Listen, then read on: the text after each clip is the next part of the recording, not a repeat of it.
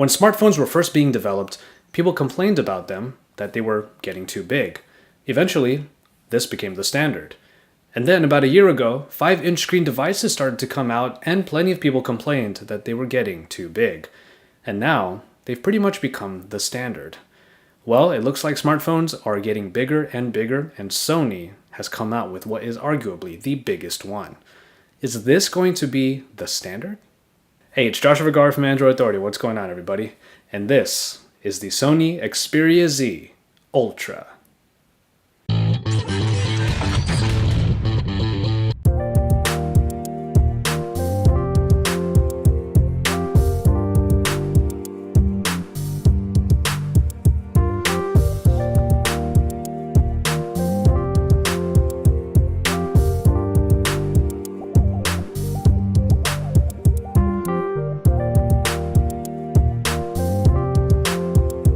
Sony has seemed to find its groove for its Xperia phones, as the general design elements remain pretty similar. Putting the size aside for now, we see shades of the Xperia Z in the rigid corners. The entire front is made of the screen, and the back simply has the Xperia name with the 8-megapixel camera in the top corner.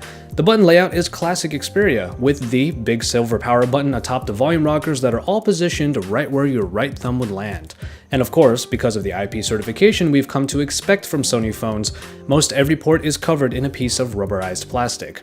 I did see a problem with the SIM and microSD slot cover, because no matter how much I tried to get it to feel secure, it just didn't until I tried much harder. For the most part, you just have to make sure it's completely flat.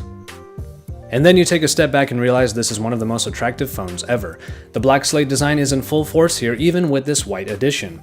At 6.5mm thick and 212 grams light, the Ultra is like a featherweight of a phone that feels simplistic, despite not quite being so in smartphone standards. Sony has always had a knack for making sleek and somewhat futuristic looking devices, and this is a great example. Remember what the house of the future was supposed to have?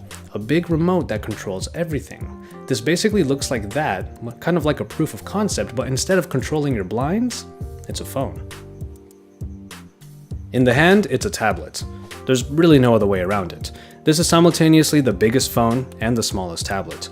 As such, working with one hand is pretty much never ideal, though you could certainly try. Turning the phone on its side and working in landscape mode gives you a much more natural feeling, since the bezels at the top and bottom are large enough for thumbs. Ease of use in landscape mode makes the Xperia Z Ultra feel good and make it quite like a personal assistant in that regard. As a phone, this is far from an easy thing to bring around. While thin enough to fit in most pockets, it is so tall that it will stick right out. Then there's the fear that any awkward tilts or bends will snap it in two. It's not that fragile by any means, but you can't help but feel that way with such a tall and thin device. Attractive, huge, practical one day, fun another, and then just plain odd to handle yet another day, there is really only one way to describe this monster. It's altogether the toy we dreamed of as kids, but then think of as overkill when we're adults. At 6.4 inches, this is certainly one of the largest phone displays you're currently going to see. Though we might be seeing displays that surpass that 1080p resolution, the Xperia Z Ultra stuck to the tried and true. Capable of 1080p resolution and 344 ppi, this display is also backed by the Triluminous feature and the X-Reality engine. Thankfully, Sony has been improving on their displays since the Xperia Z, and the Ultra is an example of this nice evolution. Viewing angles are not only now existent, but are actually decent. Well, somewhat. The enhancements bring a good level of contrast among the colors. Watching videos makes you feel like you're holding a small Sony Bravia TV. In broad daylight, however, the brightness does leave some to be desired. Ultimately, it's a screen made for mostly indoor usage, partially for its lack of true brightness, but also because of its sheer size. When it is done right, however, this is a really fun screen to use. The other enhancement on this screen is its ability to register touches from a myriad of metal surfaces. This is most practical with, say, the back of a pen, perhaps the tip of a pencil. Here's a key, here's a headphone plug, here's a quarter, here's the corner of my sunglasses. Now here's where Sony didn't want to be left behind. With the Snapdragon 600 kind of slipping past the S4 Pro found in the original Xperia Z, they were sure to put in the current king, the Snapdragon 800, in the Ultra. Clocked in at a whopping 2.2 GHz, this package is rounded out by the Adreno 330 and 2 GB of RAM. Scores are incredibly high in Antutu benchmark, and Epic Citadel float about as beautifully as I have ever seen it. If this is the future of smartphones, then we're in for a good ride. Performance in practice is as good as it's ever been, with all elements flying by and multitasking with the small apps remaining a breeze. In hardware, we already know that the Z Ultra has the certifications for water and dust resistance. 16GB of onboard memory is available, even though there is a micro SD card slot available for expandability. As far as sensors go, the Ultra has actually fallen behind a bit because it lacks an IR blaster. So much for controlling things with your Blackslate device in your home. Various versions of the Xperia Z Ultra are available for various networks and LTE connectivity, so be sure of what you're getting for your respective network. A 3050 mAh battery of incredibly thin proportions powers the Xperia Z Ultra. It's supposed to make an insanely large phone like this work through an entire day's work and play, and it seems to do so. In my battery test, I watched a couple episodes of Top Gear. That's 2 hours of some really high quality programming, and after those 2 hours, I got the battery down to about 70%.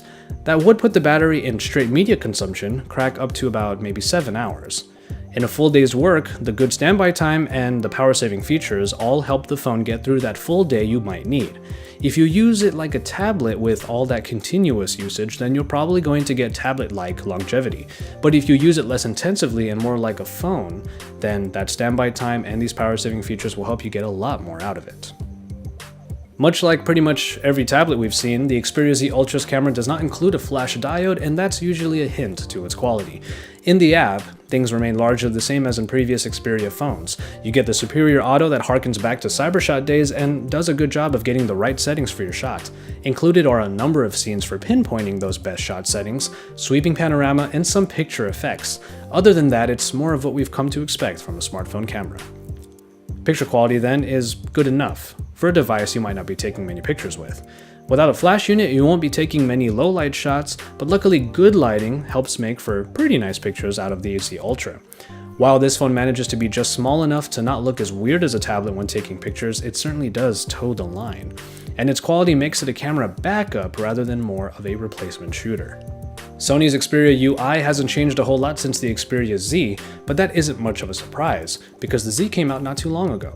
Sony keeps things pretty simplistic with a UI that looks a little bit like Ice Cream Sandwich while being fully Jelly Bean 4.2.2. One notable addition I found here is a built-in way of connecting your PS3 controller to the phone, so that's really nice. Otherwise, you get pretty typical elements in the much darker and less colorful tones. You get the different Sony apps for media consumption like the Gallery and the Walkman. And finally, the small apps. Small overlays that give you quick access to little apps for multitasking. This is all on top of the Google additions like Google Now. Overall, the Sony Xperia UI is simplistically elegant without really trying too hard, but that also might make it too simplistic for some, and for others, maybe it's just the right fit. A price for the stateside version of the Xperia Z Ultra hasn't really been put out yet, but currently it does sell on Amazon UK for a whopping 800 quid. In reality though, the American price should actually be around 800 US. The general release info is still rather vague, however. Obviously for us tech people out there, the Sony Xperia Z Ultra is pretty much just the next step. It's not necessarily surprising given what we know about the smartphone market, so with that in mind, it occurred to me to check with my friends to see what their reactions would be. So here are a couple of my friends' reactions. Am I allowed to look? Yeah. Oh, Hey, no, I really want to see. This is way too huge. The side of my face. Mother. This is not a phone. That is a phone. Oh, wow. Oh, something magical just happened. If I had to get a tablet, then I would get this, but not as a phone. So this is first and foremost a phone, it's not a tablet. Yes, it's a phone. I can't put this in my purse. To be fair, I would probably be less likely to lose this. I mean, it's hard to misplace something this big. But I like how thin it is. That's good. Yeah, design-wise, what do you think? It's very heavy. I like the rims. Or maybe I'd read more books and newspapers on here. I tried reading a book on my iPhone the other day and that was kind of terrible. The design of it is nice. If it was smaller, then I would get it. If it was smaller. I like the design. It's very sleek. Got the dog. What do you think? Shiny. Shiny. Shiny. And so, there you have it. If you've noticed me going back and forth in this review, that's really just the nature of this device. At one point it's brilliantly fun, and the size is great for putting the world at your fingertips. In other instances, it's just not a very practical device, unless it's used primarily in your office or home. As you saw with my friends, this is certainly a surprising phone to behold. All at once, this is a phone that appeals to the toy-driven kid in all of us, the spec-hungry, and the part of us that is, for all intents and purposes, just curious. And when you finally get your hands on the device, you will either find quite a bit to love about it, you'll probably hate the size, or perhaps you'll ponder that one day, this might become the standard.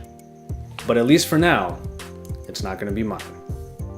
For all of the best coverage and reviews, make sure you stay tuned to the Android Authority channel. Don't forget to drop us a like down below. Check out all of our other content on the Android Authority channel and then subscribe. And when you're done with all of that, head over to our website, androidauthority.com, because we're your source for all things Android.